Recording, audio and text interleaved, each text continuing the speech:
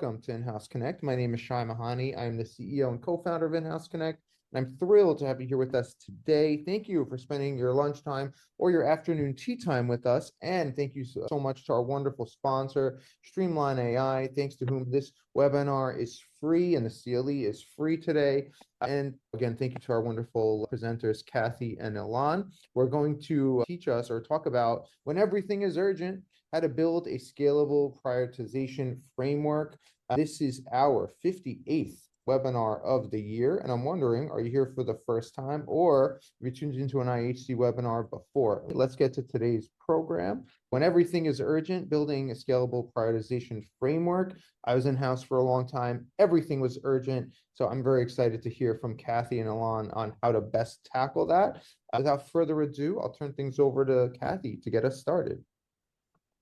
Amazing. Thank you so much, Shai. And it's wonderful to be back here with this amazing community. Thank you so much for making this possible in House Connect. So welcome, everybody. I'm Kathy Zhu, the co-founder and CEO of Streamline AI, and I will be your host today.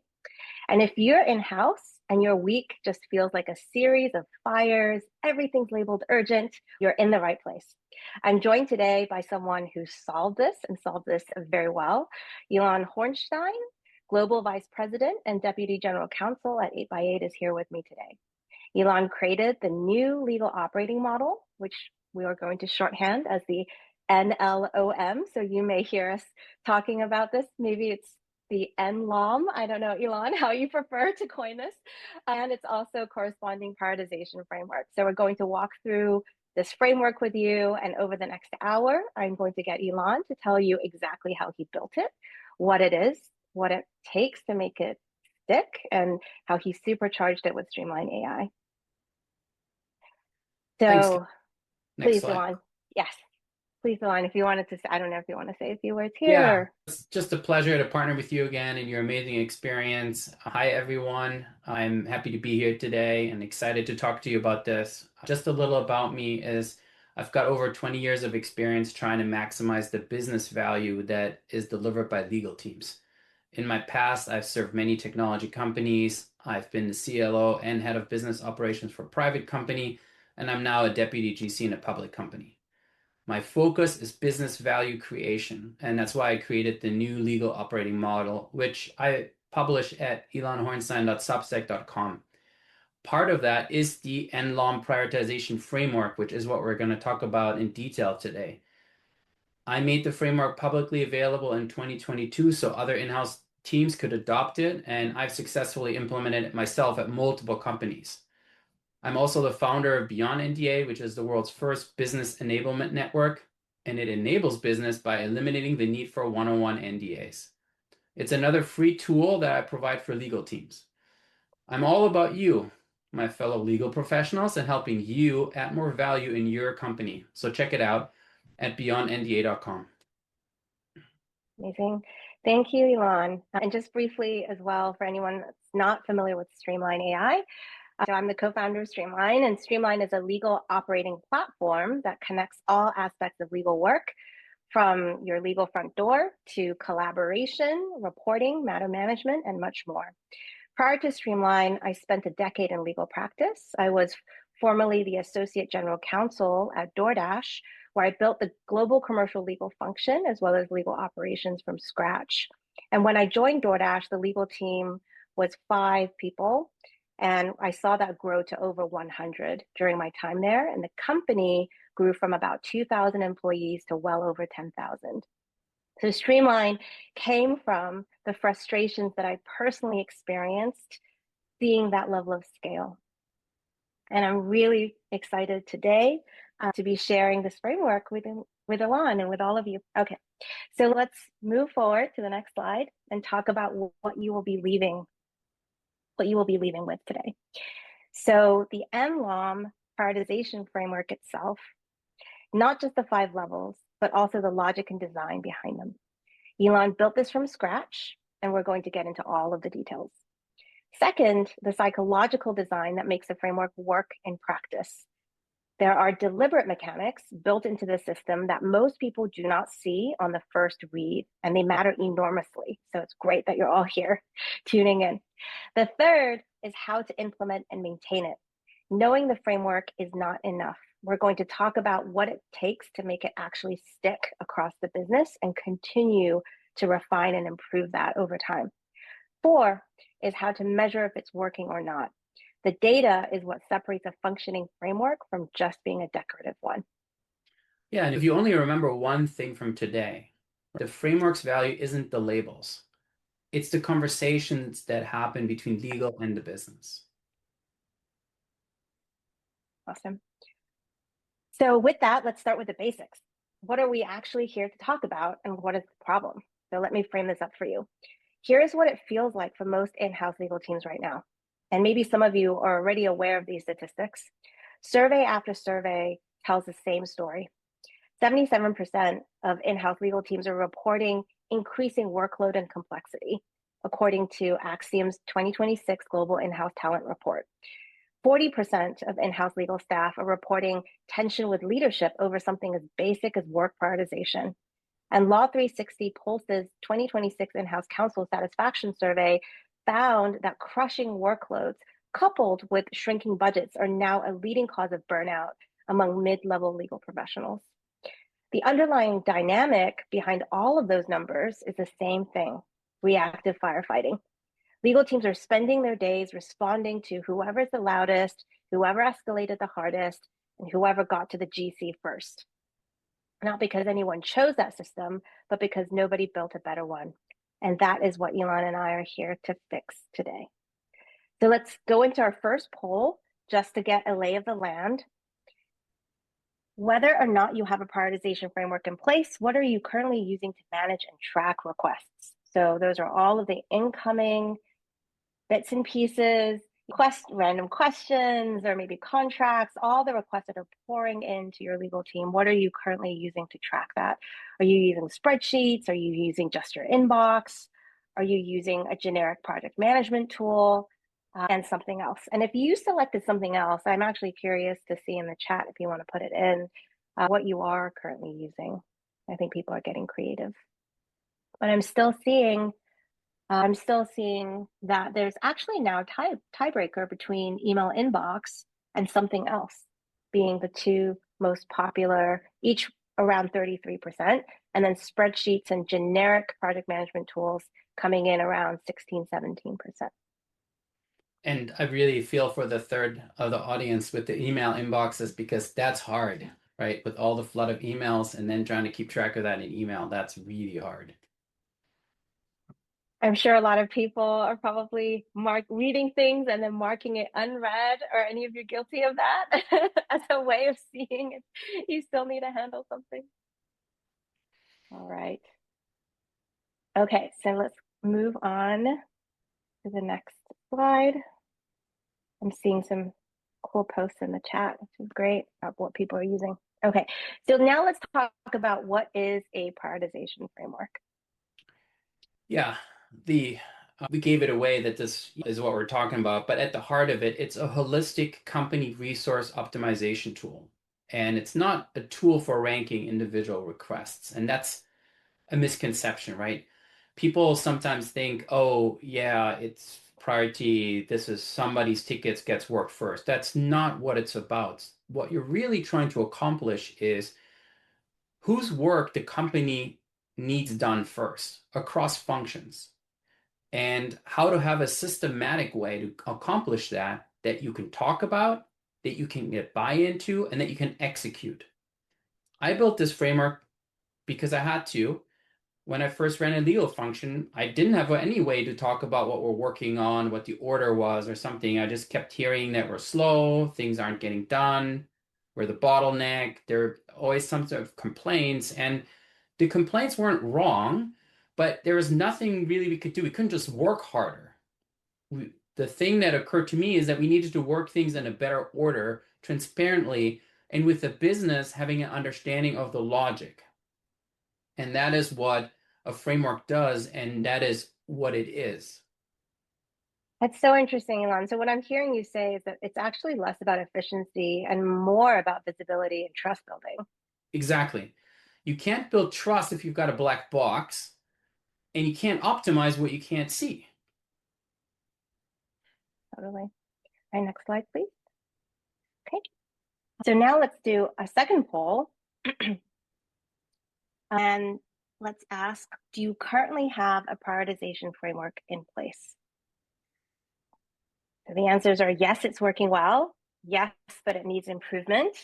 No, we need to implement one. And I actually still don't know what a prioritization framework is, which makes me excited because you're going to find out. So surprising or maybe not surprising, the first one, yes, and it's working well, is by far the least number of you. Okay, there's only 5 of you out of 150 that are saying, yes, it's working well. Yes, but it needs improvement. Around 50 of you are saying that, which is roughly about 35%. And of course, new responses are still coming in. No, we need to implement one. That's most of you. Okay, that's 44%. Almost half of you are saying this. And then about 20% of you are saying very much growth mindset, right? I still don't know what this is. I love that. Ilan, any reactions to this? Are you surprised to hear that only 3% of the listeners are saying it's working well? No, I'm not surprised to see that. And I'm very happy to hear about the people who don't know what a prioritization framework is, because you still want to introduce it. And in some ways, it would have been interesting also to do the same exact poll at the end to see if we've convinced people about it, and if those who think that they have one think it is actually a prioritization framework, or if the thing that they think needs improvement is the fact that it's actually not working as a prioritization framework and just more like a marking your tickets kind of thing. So very interesting. And for the half or more of the audience that doesn't even have one, and for everyone, I hope at the end of this, you will be able to take this away, implement it in your organization, and get into the yes column. And congrats to the 5 of you who have a well-functioning prioritization framework. Awesome. All right, Ilan, before we get to the framework, let's clear the field first. Most legal teams are using one of these 3 approaches, whether or not they admit it. So can you please walk us through why each one of these breaks? Yeah, and first one is the first in, first out, which sounds like a neutral thing you would do, right? First in comes in, then you work it. But I don't even think that can function for a long time. You might attempt this, but I don't think that works. There's no optimization happening. You're treating a 5-day thing the same as a routine thing. The work just gets done in the order it arrives, not the order it matters. But no one chose that outcome. It just happens. And so it breaks because you can't really do that for a long time.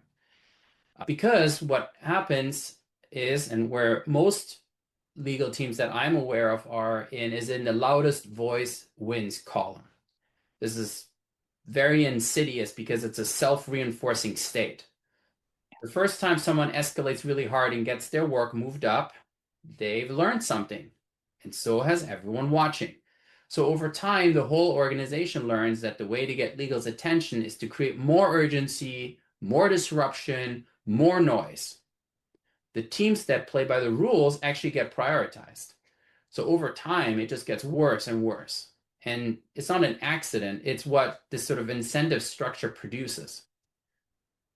On the right, the trust legal's call sounds like a sophisticated option because the decision is in the expert hands.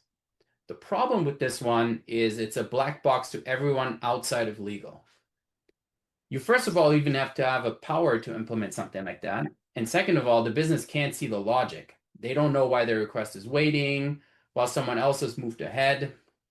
And because they can't see it, they stop trusting it. And what they actually are going to start doing is applying pressure, which means trust legal's call actually collapses back into the loudest voice because it's not stable. It just delays the version of the same problem.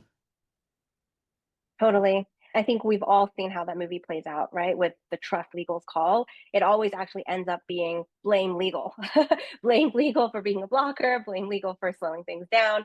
So basically, what I'm hearing is all of these 3 roads end up leading essentially to the same place. Yeah, reactive legal, misallocated resources, and a business that's losing confidence in the function.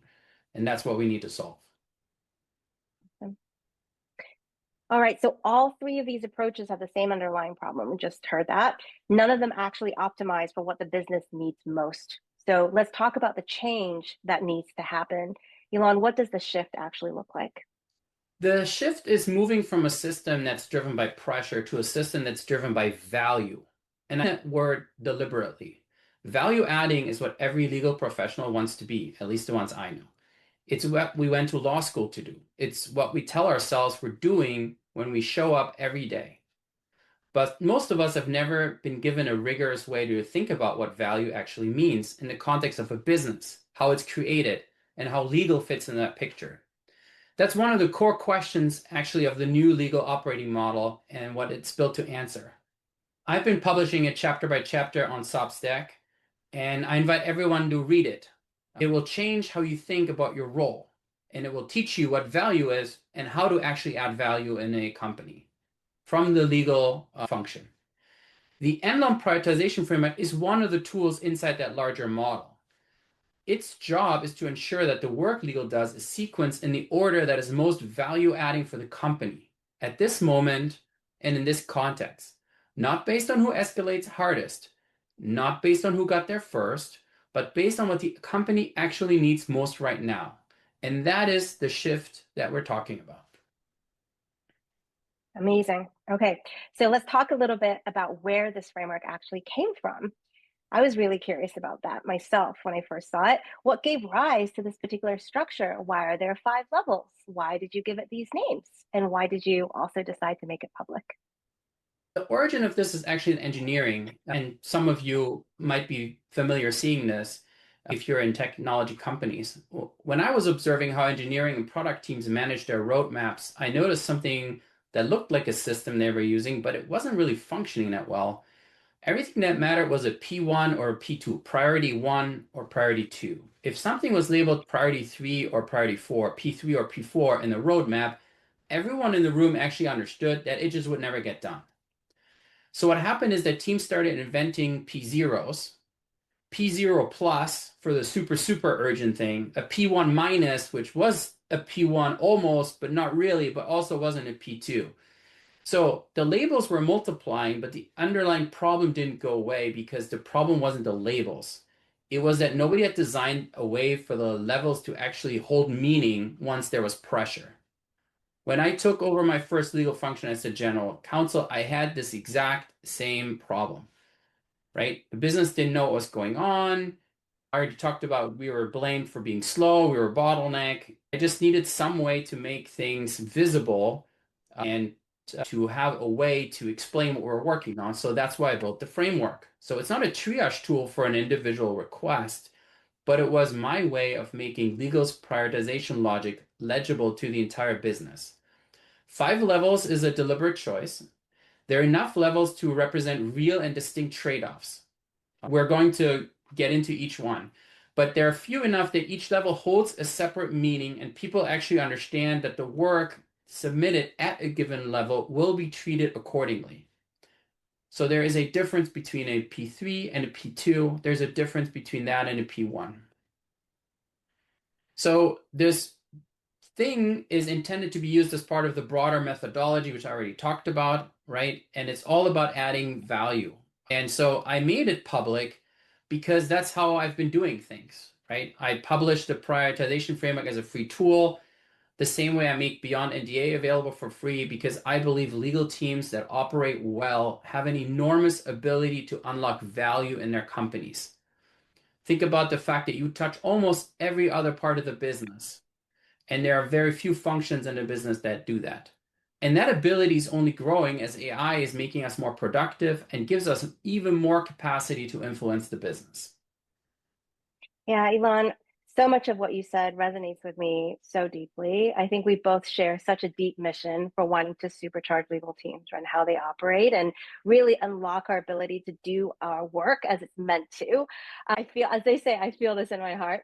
It's ultimately also what you just shared, what led me to leave a job and a career that I loved to solve this problem by building Streamline. And it's honestly why I love partnering with you on these webinars, because there's so much that can actually be done to unlock legal team potential. We're so mired and bogged down with just broken systems, right? Manual ways of operating and being slammed with everything that's coming in and not having a great way of advocating for ourselves or shifting priorities. So anyway, I just really wanted to say what you just shared really deeply resonates with me. And also building systems to actually overcome that. So let's turn to the next slide, please. All right. So this is something that I realized after looking at this framework in detail, is that initially it may even come across as a little bit counterintuitive, right? Because it may start feeling a bit tempting to just brute force these P levels for every single request that comes in. But the reality is, once you look more deeply, you can't actually treat each of these requests in isolation. Ilan? Yeah, you can't. And on the first slide, we didn't even include the words of what goes along with these because the label alone doesn't tell you what to work on next, right? Context does. So let me give you a concrete of example. It's the last day of the quarter. You have a sales deal and a procurement deal, both expiring at midnight. Which one do you work on? I think it's the sales deal, right? Because unless, of course, unless you've met your revenue targets for the quarter, or unless your business cares much more about forecasting accuracy versus growth. But assuming that's not the case and your business cares more about growth, then no matter what, the sales request will win out every single time, right? Because closing revenue at quarter end is what the business gets measured on. A sales P3 outranks a procurement P3 in that moment, even though they carry the same label. The framework gives you this vocabulary, but the context gives you the judgment. And context has two dimensions, the company you're in and the moment you're in. Totally. So the label is just a starting point. It's not the entire answer. Exactly. And now here's an interesting question. In the NLOM prioritization framework, a P1 is a statement that your work is important enough to justify delaying another function. We're going to go into more details on that. But Kathy, so if, let's say procurement, though, labels their deal a P1, what they're saying is sales can wait for me. Does that change your answer? So I think a lot of people are already addressing this in the chat, right? Which is, it's all about context. And even with me answering that sales one in that early example, you also heard me make a lot of assumptions and context folded into that answer. So we need to learn way more about the context and what that entails for these different levels. Okay, so let's go to the next slide and take a look at the baseline. So P3 is the baseline. And Ilan, walk us through what this looks like. P3 in the framework is normal. This is the default level. Everything is P3 unless there's a specific reason that it's something else. And here's what people get wrong about that. P3 doesn't mean slow. It means the legal team is doing its job the way it should be done, responding to the context without anyone needing to escalate or apply pressure to get attention. Think again about that sales request that comes in during the last few days of the quarter. If that's submitted as a P3, a well-functioning legal team already knows what that means and responds accordingly. Nobody needs to label it urgent. Nobody needs to ping the GC. That's how the framework is meant to work. Yeah. So P3 is actually where most of the work really should live.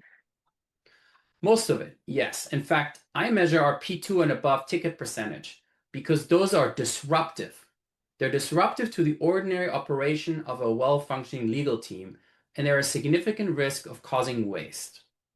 Can I just actually also share a brief anecdote on that P3, because I think it's illustrative?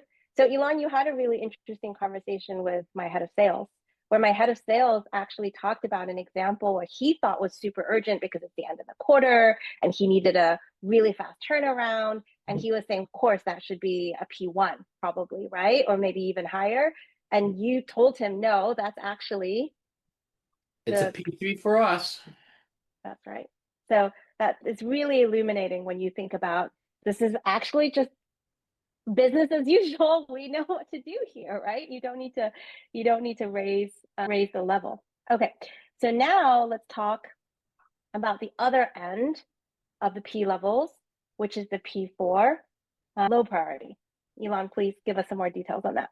Yeah, P4 is low in the NLOM prioritization framework, and there's no particular time constraint. It's real work, it's just not deadline driven. And examples are refreshing in a template, annual policy reviews where there's no fixed sign-off date. When capacity opens, you pull from your P4 queue and you get it done. Yep. One mistake that I've actually seen teams make is that they either avoid P4 entirely or they dump way too much in there. The real discipline comes when you're using it accurately, right? That's right. That's right. And here's something people don't think about. A healthy P4 backlog is actually a sign that the framework is working. It means people trust the system enough to label something low priority without feeling like it will disappear forever.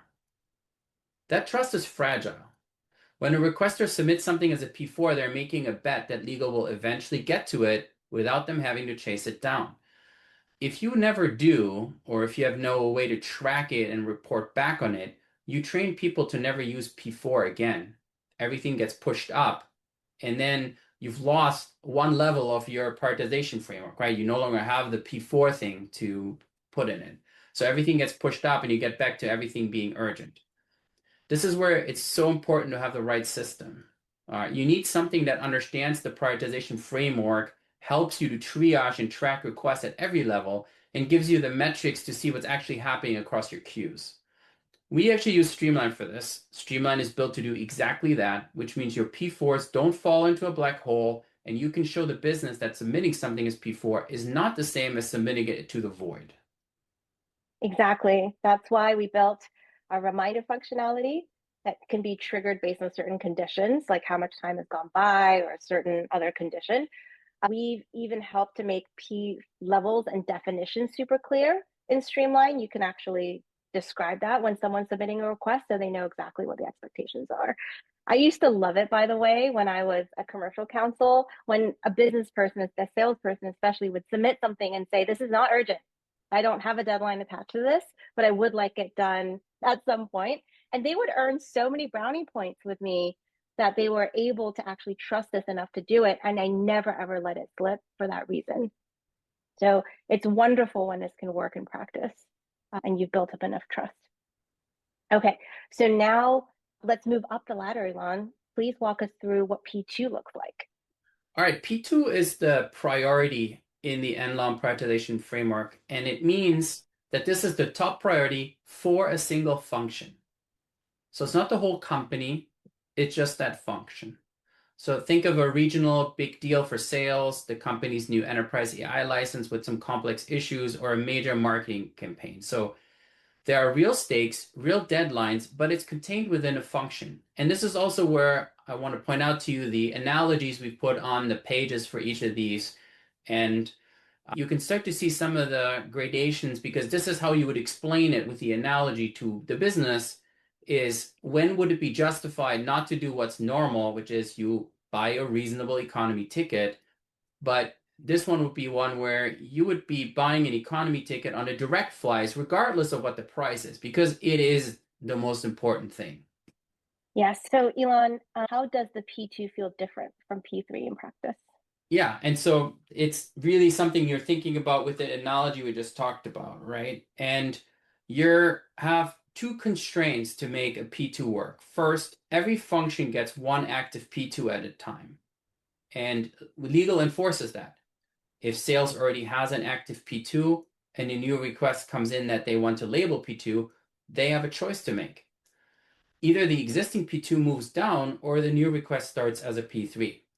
That forces a real conversation inside the function about what their actual top priority is. Second, because P2s override within a function, my recommendation is that functional leadership has visibility before something is labeled P2. At a minimum, that should be a notification. Ideally, it's an explicit sign-off.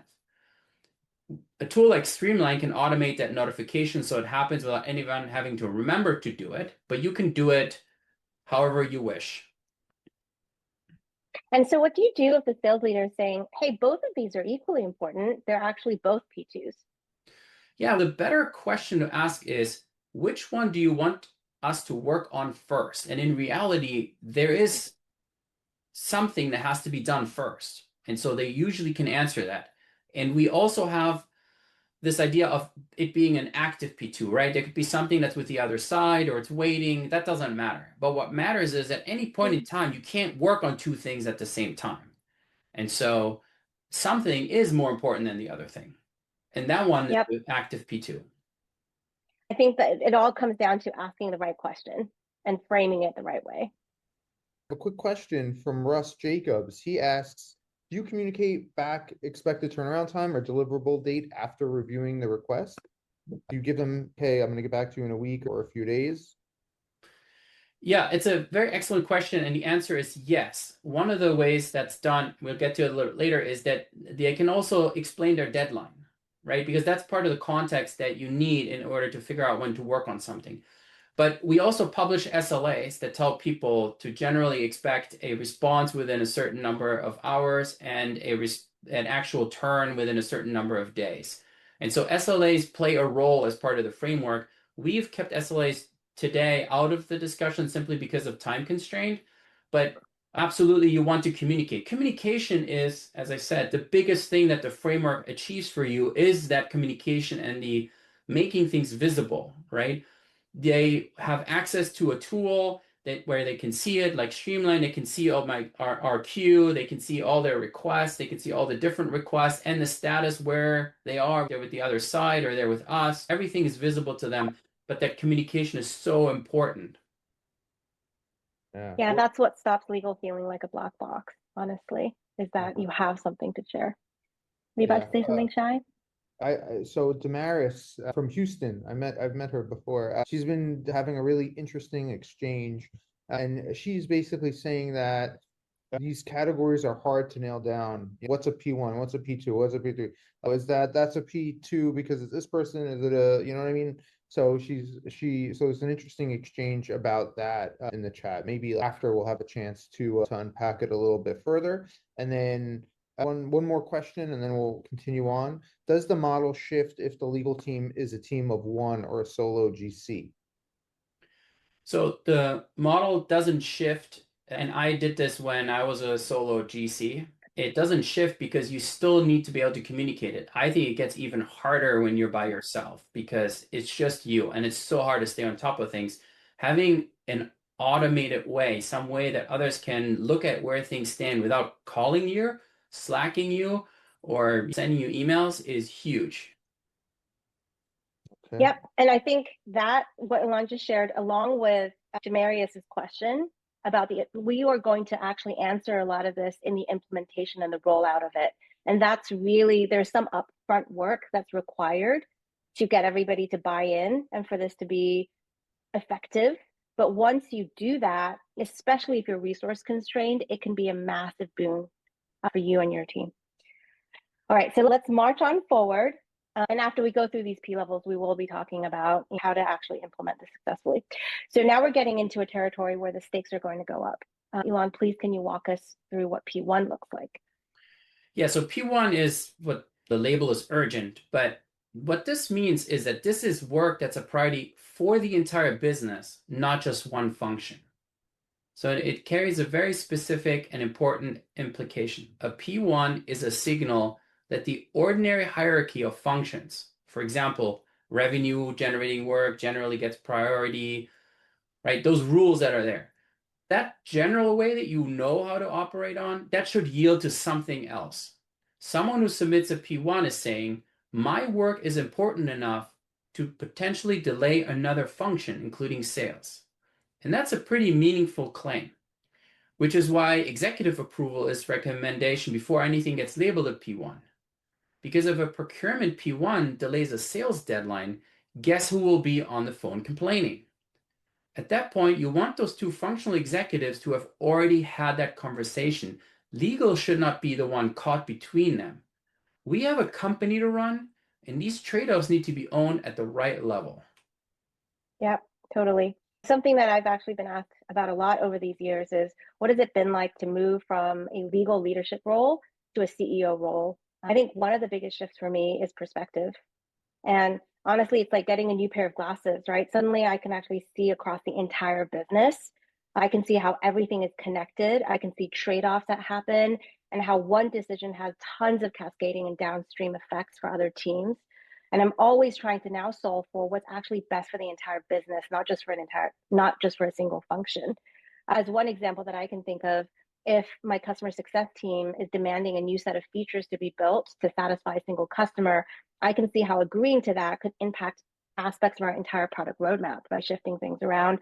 And in that situation, essentially, customer success is claiming their ask as a P1, right? They're asking to override engineering and products prioritization and timelines over existing deliverables. So I think everybody is already aware of this. We really need to look at the context. I'm not saying that's never right. Sometimes it is right, but it depends on what the situation is and what the details are. And by the way, that is literally what your CEO cares about, right? Those are the things that your CEO is thinking about every single day. Ilan, what are some examples that you can think of? Yeah. So the best example I can give you of a P1 is, for example, the analyst conference, right? A public company's annual analyst conference is a major event. It happens once a year. Everything has to be in place. A marketing materials review for that conference, which normally would be a P3, plenty of lead time, and you just work it in, right? It becomes a P1 because the moment transforms it entirely, right? Same work, categorically different stake. And that's what gives marketing the power to say, hey, this is a review that is a business priority. So it's not just marketing, by the way. It could be a procurement contract for that same thing, the pyrotechnics that maybe they want to put on the show. That better be signed with all the liability stuff. So those things are P1s. P1s are those signals. And it's what Kathy just said. It is the CEO of a company that wants to make sure that the business does things in the right way, that the trade-offs between different functions in the company are handled correctly. You're giving enough levels in this framework so that you can have functions tell you when they think that something is more important. So really every function only really gets one active P1 at a single time. That's right.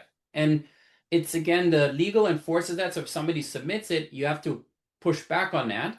And the executive approval requirement is you can give that enforcement legitimacy, even if maybe you do it through the automated notifications to Streamline or whatever tool you have, and so that they're aware of it, right? You don't want to be the one making the unilateral call, right?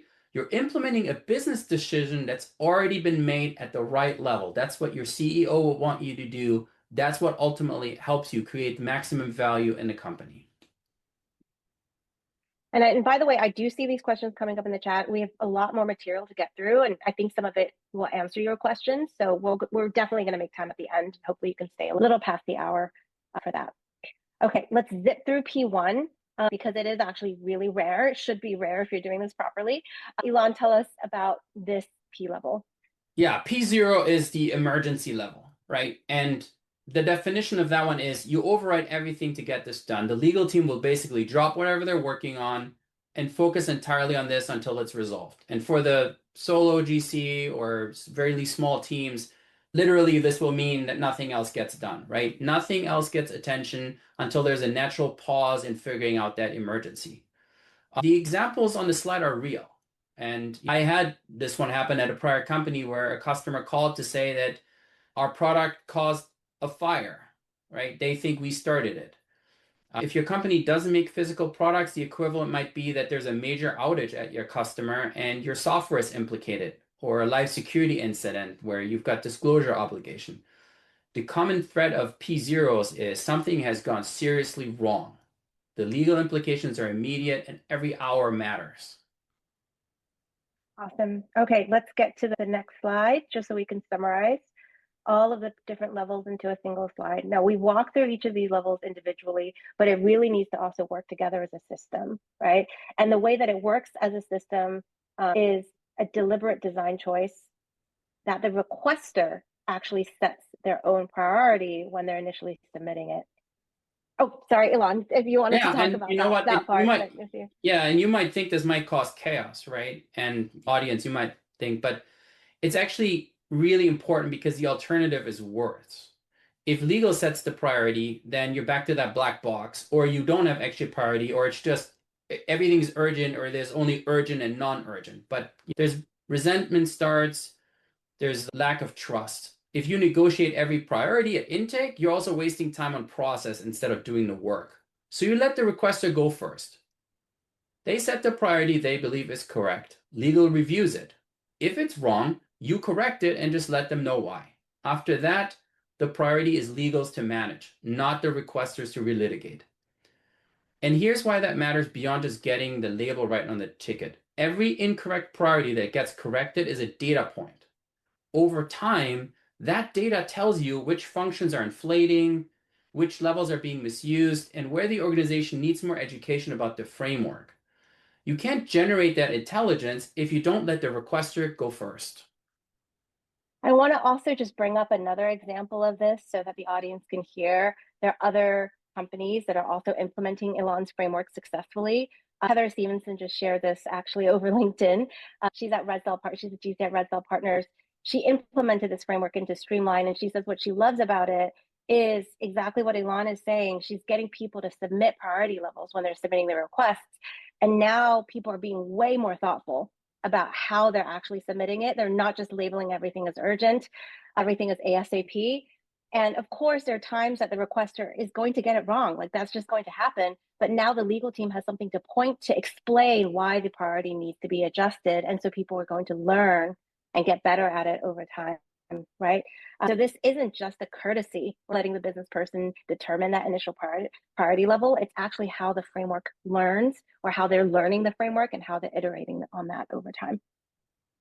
Exactly. The framework gives you this vocabulary, the data gives you the insight, and then you need a good system. It makes both of these things visible and actionable for you. All right. Okay. I think in the interest of time, let's skip the poll that we have coming up because I really want to make sure we get to how you implement this in practice. Yeah, and we can do this while the poll's up, but I wanted to give you a real example in practice. This is data that I pulled from our Streamline implementation for a real quarter in my past, and what we reported out to the rest of the organization. So this was part of our QBR. So in that quarter, out of 549 total requests, 25% came in at P2 or above. And the name for that is Priority Plus tickets. That's what I call those. These are the ones that are disruptive to the normal operation of a well-functioning legal team. And so I report that number because I'm telling people that this 25% of the time we had to scramble. What's more interesting than the current number, though, is the trend. The prior quarter, we had 31%.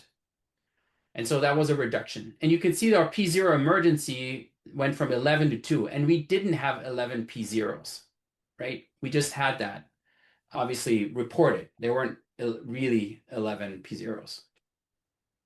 And so what do you think was responsible for driving that reduction? Yeah, so I credit the mechanics of the framework. Every P0, the way it works in the framework, is supposed to trigger a CO notification telling the CO, hey CO, there's a P0. The legal department will now be dropping all other things and we'll be focusing on this request. Let me be honest, we didn't do it for all the 11, for every single one. You feel that pressure, right? It's not easy to follow through consistently when you've got too many P0, but we did do it for many of them. And when we did it, it worked. When someone submits a P0 that isn't genuinely a P0, and their executive gets a call from the CEO asking, what is this? That happens only once, and people recalibrate very quickly. Same with P1s and P2s. When functional leadership buys into the system and accountable for the priority their teams are setting, this inflation reduces it. And we didn't plan this, but I just had one yesterday. Yesterday, a brand new AE in our company submitted 2 P2s for sales. And so we sent a message to the VP and said, hey, we got 2 P2s. One of them we've moved to P3 because there can only one be P2. This guy is saying that this is your sales top priority. We are happy to work it that way. It doesn't look like it. So we would have thought they're both P3s, but why don't you confirm to us and we'll work it however you want it to. I got a response about half an hour later saying, oh, I need to look into it. And within an hour, I had a response saying they're both P3s and apologies for the P2s. It's not going to happen again. So the point is, even an imperfect implementation moves the number significantly in a quarter. So just imagine what a consistent implementation looks like and how we now have a well-functioning framework in our company. I love it. And essentially, Megan, if you can help us move to the next slide. I think, Ilan, in that example, you just illustrated the next slide, right? Where I'm trying to move a little more quickly too, because I want to make sure we get through everything. But essentially, you're helping people to not keep escalating. You're teaching them, right? Yeah. what reality looks like. Go ahead. You're teaching them over time that it's the business's priorities, right? It's not just their deal. And it's hard for a salesperson because for them, there's commission, there's something like that, but you're trying to achieve what's best for the company. Awesome. All right, let's move to the next slide. So the framework is really only as good as its implementation. And I've seen the difference between teams that roll it out thoughtfully and teams that just announce it in a Slack message and wonder why nothing's changing. Getting this right is a change management challenge as much as it's a legal operations challenge. And that's where Kathy and the Streamline team have really a depth of experience that I don't, right? They've worked with many legal teams to help them through the change management process, which is exactly what you need in order to implement a framework like this. So Kathy, why don't you walk us through how you would approach rolling out the NLOM prioritization framework? Great. I'm hoping actually with this slide, I'm going to answer a lot of the questions I'm seeing in the chat. So what we've learned from working with legal teams, at this point, over 100 legal teams to implement Streamline, is that the biggest implementation mistake is skipping the internal calibration process. Weeks 1 and 2, these are not optional. Before you introduce any framework to the business, your own team, the legal team, needs to be internally aligned on which level means, what each level means in your specific context. So what you do is you can pull last quarter's, all the requests that you got, you retroactively label every single one of them, assign a P level, and then you argue the edge cases out together.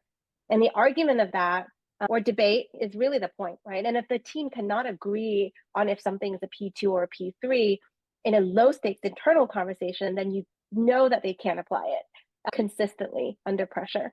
So you really want to smooth that out and get aligned internally. And then weeks 3 and 4 is when you pick a pilot partner. Now, this pilot partner is almost always sales because they have the highest volume and the most to gain from predictability. You use the framework on every new request. You share the labels back weekly so that they see what you're also seeing. Transparency, open communication at this stage builds trust faster than anything else. And then month 2, you expand, right? You brief the remaining functions that you're rolling out to, you embed these labels whenever the intake process is happening, you start reporting it out by levels. And by this time, the framework should be visible to the entire business. That's critical, not just an internal inside baseball that you're playing with the legal team. And then month 3 is when it becomes self-sustaining. You publish this framework, every requester sees it. You can do it directly again in Streamline in the intake panel. You're aligning on success metrics. You establish a quarterly calibration ritual so that you can actually see when we start drifting away from consistent application. One additional thing I really want to stress here is I've seen this fail, like myself, personally. When I was trying to do something like this without a system behind it, without a platform behind it, and I was doing all of it manually, meaning the assignments, the tracking of the work, the intake of the work, all of that manually, it doesn't work when you're also trying to layer prioritization on top of it because you're making it 10x harder, of course, right? So assuming that you have a system to help you when you implement a framework like this, the part that most teams end up skipping is the internal calibration step. They want to launch before they've already done the hard work of figuring out and getting aligned inside the legal team. Just doesn't work. Ilan, how did you see this play out when you rolled this out at 8x8? It's exactly what you said, Kathy, right? Pushing back on an incorrect priority really feels uncomfortable in the moment, especially when the requester is senior or the deal feels urgent. Or if it's just a quick request, which makes people feel like it's not worth going through the effort of changing the priority. The path of least resistance in any one instance is to just accept the label and move on. But every time you do that, you're teaching the organization that the labels are negotiable. And once people learn that, you're back to the loudest voice wins.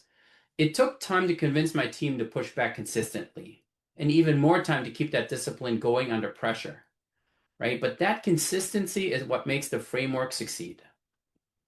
Totally. And I saw that Briony, is that how you say your name? Just said really step 1 is to implement a controlled intake process or an automated intake process. If you don't have one, I 1000% would agree with that. That's really foundational to running your legal team operationally really smoothly and effectively. So yes, I just wanted to call that out. And for everybody that's interested in learning more, all you need to do is scan that QR code, submit your information, and we'll absolutely share more information with you. Okay, so for those of you who can stay on a little bit more, a little longer, we actually have some great material that we would love to keep sharing with you, including common ways that the framework fails. So we can flip back to that. Awesome. All right, so Ilan, these are failure modes that you've actually personally experienced, right? What have you seen up close? Yeah, all of them, honestly. And let me give you two specific ones. So not respecting levels sounds obvious until it happens to you, right? I got feedback from a function that no matter what priority they submitted at, the experience felt the same. P1, P2, P3, it didn't seem to matter. So I went back to the data and actually they were right. The team had stopped treating the levels, my legal team had stopped treating levels as meaningful distinctions. Once that happens, requesters learn the framework is decorative, and once they learn that, I said it, you're back to the loudest voice wins. Letting it slip is the other one. We had a strong quarters, numbers were good, P0s were down, priority plus dropping. Then the next quarter, the numbers got worse. It wasn't like a dramatic event. We didn't have any policy change. It was just drift. New people joined who hadn't been trained. A loud voice got their way once and others noticed. The framework is really like a garden. You can't plant it and walk away. You have to have consistency and perseverance. You got to keep weeding, and you just have to keep going with that. And then what about the last one, Ilan? Skipping the data. Honestly, this is the one I feel most strongly about. Legal has a long history of hiding, not sharing metrics, not leaning into the data, not telling the story of what the team is actually doing. Some teams haven't even identified the metrics that tell their story yet. But hiding doesn't protect you. It just means the business fills that vacuum with their own narrative, and that narrative is usually that legal is slow, you're a blocker, and you're a cost center. The data is the rebuttal, so share it, good and bad, because a company has to work as a team to succeed, and that requires transparency. And for those of you who weren't here to attend the webinar that Ilan and I did on metrics that matter, definitely refer to that because it's got tons of information on the metrics that really will move the needle and what you should be collecting. It's not just collect as much data as you can, it's actually the quality and what you decide to do with it that really matters. Okay, so let's go to the next slide. All right, so this is the reality check before we close. Every legal team is already prioritizing requests, whether you know it or not, right? If you don't have a defined framework you're using, you're probably using one of the three broken approaches that we talked about at the very beginning: first in, first out, the loudest voice wins, or trust legal's call. This framework isn't adding a new burden. It's actually replacing a broken invisible system with a working visible one. Yeah, and it makes the prioritization legible to you, to your team, and to the business. All right, so we've seen this play out across many legal teams. The way that Ilan has implemented the NLOM prioritization framework using Streamline AI is a great example of what it looks like in practice. The attorney gets to fix incorrect priorities in the system, the fix gets tracked and reported on, the percentage of disrupted tickets goes onto a dashboard and it's presented at executive QBRs. Leadership is actually very interested in this data because it tells something real about how the company is actually functioning. And the beauty of that is that the system is doing the work, right? You're not manually compiling reports. You're not manually trying to gather that data. The data is already there because the framework is running. Yeah, and so let me close with these three questions I'd want anyone in this audience to sit with, and they're partially rhetorical. But first, the framework optimizes for company health, not individual convenience. An individual salesperson may not feel the benefit. They may still wish their requests move faster. That tension is real and the framework doesn't eliminate it, but that tension exists without the framework too. You have this problem regardless. The framework just makes it visible and manageable at the company level instead of invisible and uncontrollable. Even if not for everything, if it works for 80%, isn't that better than before? So it's categorically better to do that than zero. And here's something counterintuitive. Even imperfect implementation generates valuable data. Even if departments categorize requests incorrectly, how can you make that work for you? If you start out with 15 POs in a quarter and most of them weren't really POs, that's not a failure. That's your baseline. You now have something to improve from. You couldn't see that before. Third, right? Doctorate level staff working on non-essential tasks is not good for the business. Your team hates it. Everybody hates it. When you track disruptive tickets and report on them at the exec level, you're making that visible in a way that resonates with leadership. You're showing up as a business leader and not just as a legal function. And with a tool like Streamline handling data capture and reporting, the answer to how do I have time for this is simple. You don't have to find the time. The system does it. But you can be data driven. And being data driven is no longer optional. It's an expectation of how you show up. Awesome. So great. So as we wrap up, here are 4 things to take with you. First is that a prioritization framework is not a ticket ranking system, right? It's a holistic company-wide resource optimization tool. Framing is so important, and this reframe changes everything about how you're actually introducing it to the business. The second is that the 5 P levels with clear analogies that everybody can relate to beats a 10-page policy document every single time. I've never seen that 10-page policy document succeed, actually, right? Because as soon as you read it, you've forgotten it. And if people cannot read it, they just will not use it. The third is that knowing the framework is not enough. It only works once it's living outside of your team, once it's published and it's embedded into your intake process and it's retrained every single time someone new joins, or the drift that Ilan just mentioned, that starts to set in. And then lastly, the data is not a vanity metric. It is actually telling you if the framework is working or not, where the organization is inflating priorities and where you need more enablement. So you share it at the executive level, the good and the bad. And sometimes the bad is actually even more powerful than the good data. Yeah. And with that, let's open up for questions. Amazing. We did it. Die. All right, great job. Great job. So a couple of things, folks, if you have questions, replay them or copy paste them into the chat. Are there any that you saw? And wow, love the applause. I love these emojis flying. So keep that coming. Quick question, Kathy. Let's talk about Streamline for a second. Where does Streamline fit into this? Like, how does it work? I think a lot of people are interested in, certainly from the poll we did, people are interested in learning more about Streamlines. Like, how could Streamline help with prioritization? Yeah, we'd love to share more details. I think Ilan did a great job describing how he's using it at 8x8 to supercharge and really automate, I think, very manual aspects of a prioritization framework. Megan, if you can put up the QR code again, just so that folks can scan it if you want to learn more about Streamline. There's a specific question about how it works with CLM. Yeah, so it's very complementary to your CLM. We actually have an API that we can share that allows you to connect it to any CLM.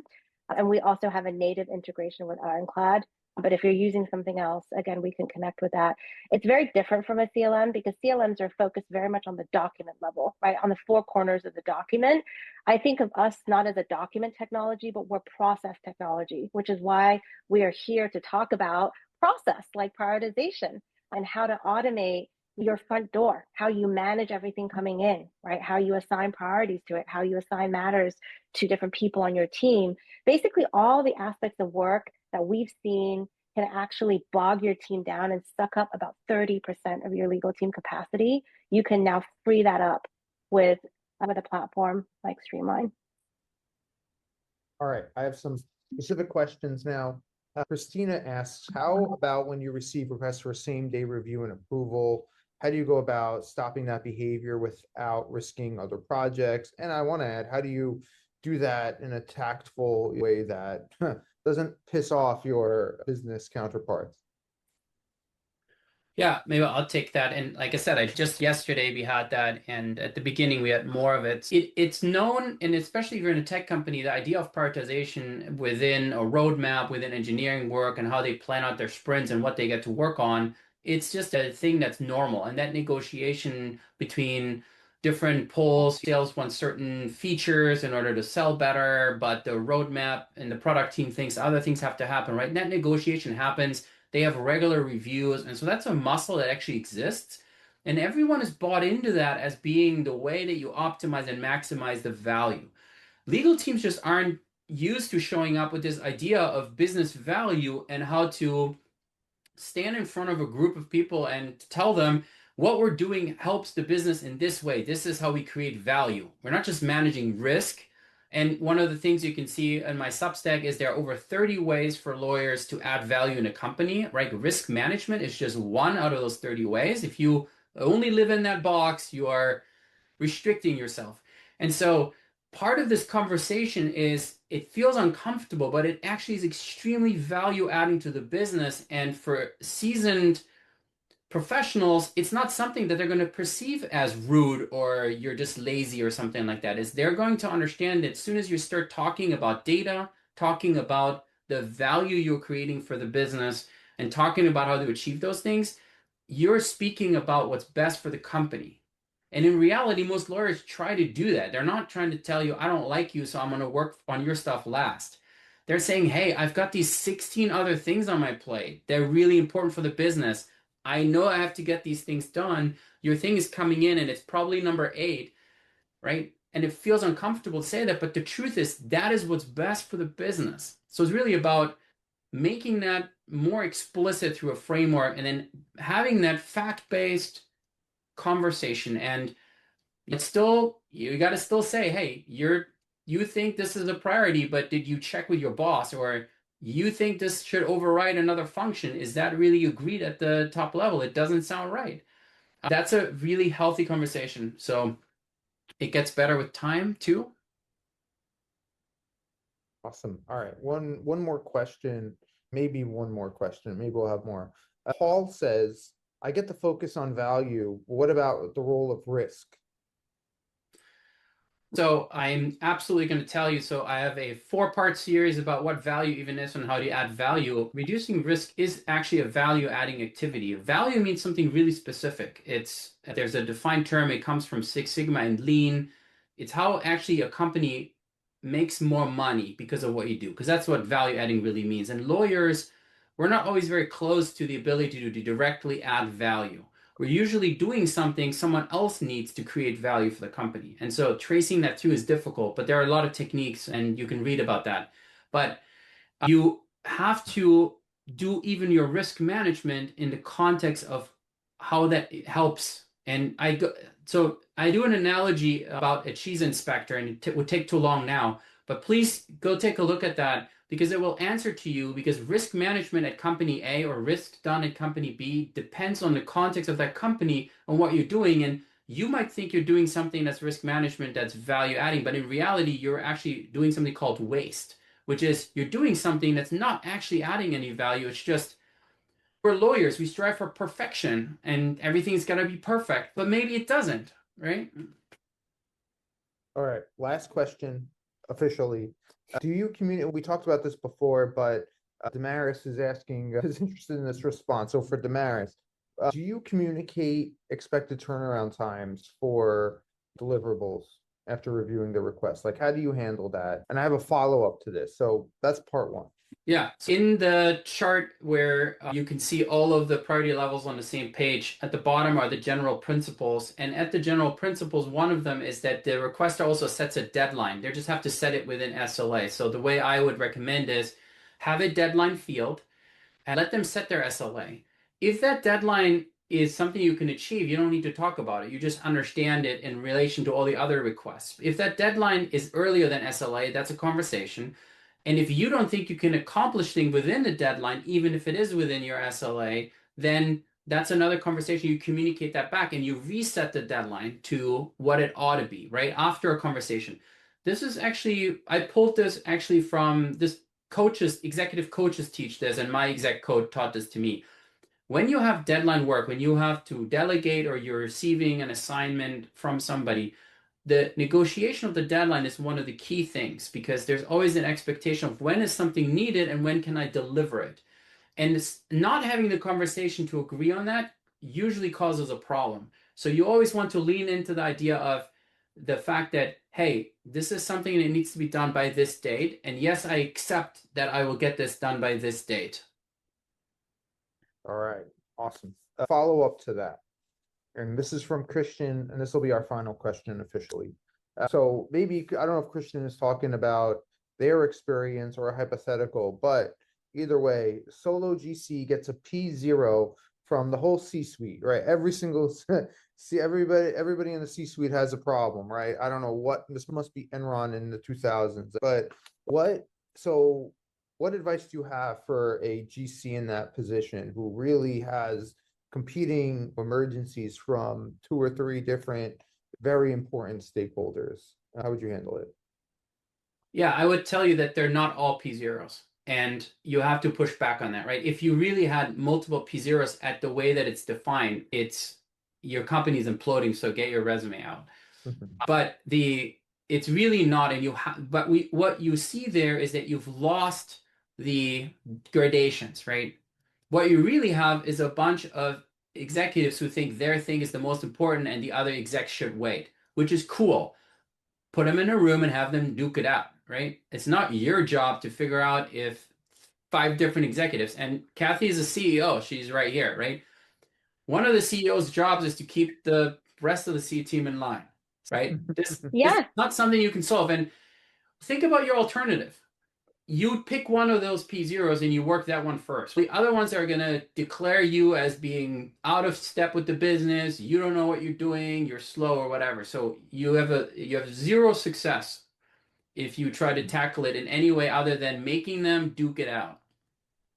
I was going to say, unless the CEO is getting investigated and you can't talk about that with the CEO, you need to go to the CEO and have them actually assign a priority level and then communicate it, right? Yeah. I want to tell you guys, it didn't happen to me. It happened to a friend of mine who was a GC, but his CFO got arrested in a foreign country.